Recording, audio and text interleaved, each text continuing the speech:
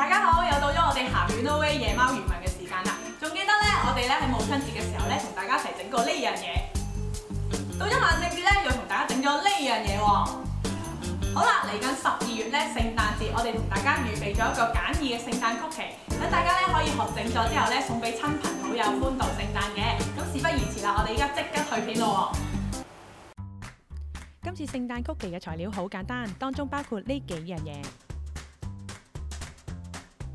第一步，我哋將啲低筋麵粉過一過篩先，確保啲麵粉係幼滑嘅。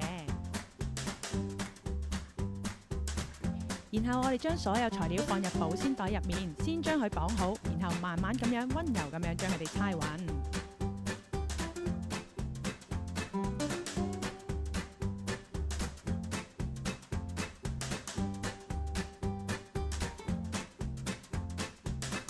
確定搓勻晒之後呢，我哋將呢嚿粉團碌成大概半厘米嘅塊狀。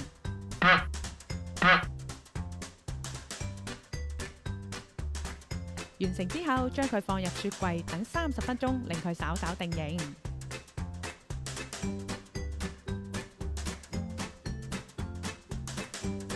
喺雪櫃雪咗30分鐘嘅粉團呢，應該係有少少實嘅，方便我哋嘅曲奇模可以 cut 到唔同嘅形狀出嚟。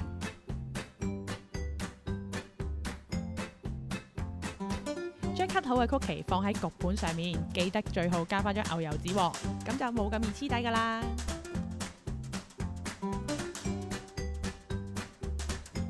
搞掂晒之後，將佢放入焗爐裏面，用170度焗15分鐘就得噶啦。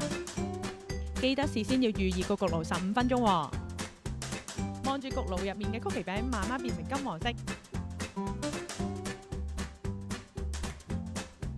將焗好嘅曲奇稍稍攤凍，我哋就可以進入裝飾嘅步驟啦。